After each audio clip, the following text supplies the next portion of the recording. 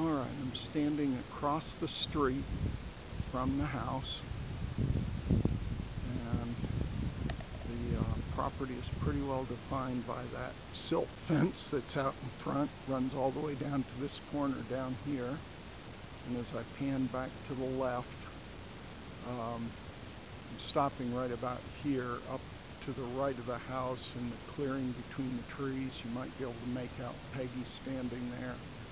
And then in this nearer clearing between the trees, that's where the daylight side of the basement is, and where the largest part of the retaining wall will need to be. As I'm crossing over onto the property and going up a slight embankment here that I would say must be about 15 feet wide and maybe about 4 feet high. And now I'm crossing over the silt fence, looking at that daylight side with the retaining wall, and you get a pretty good view now that I've crossed over the bank. There's the corner of the property, the silt fence, these line of trees, good size, mostly different varieties of oak, I believe, trees, the fill dirt that's out in front of the house and that falls off to the original grade where the leaves are, and so forth. Here are the various steps on the front left corner of the house, the steps in the concrete basement wall. So the design of the house has several step forward points on it, and one possibility is that the retaining wall would start projecting forward toward the street right about where that drain tile is, and that perhaps the next tier up, or the next terrace up, if it's a kind of a terraced type of retaining walls for this large dirt pile right here, might start right there where the green paint line comes back from behind the black waterproofing sealer at that point.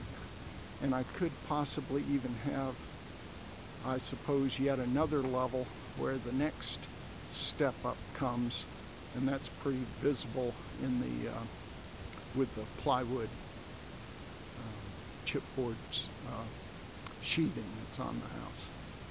So let's see, if I come up the hill a little bit and pan back and forth, get maybe a little more idea of how this fill dirt is currently piled. I'm walking now toward the front of the house, and of course you can see that that's the front porch right here. That will actually be enclosed in an exterior wall. Over to the left of the porch is the master bathroom window, and to the right of the porch right here is a large window for the dining area, and then to the right of that is the two-car garage. So the two-car garage will have one window facing out to the front yard a little bit, and these other two windows facing out toward the street. And I'm walking along the approximate area, if I don't fall over, where a sidewalk will be that will go between the driveway, and of course the driveway will come up to this garage area here from down at the street. So here I'm panning back down to the street. The driveway comes straight up this hill, flattens out up here, and all this area where the lumber is stacked will be paved with driveway area, and that will create an approach here for the two-car garage. And then this little jut out room from that is the third garage.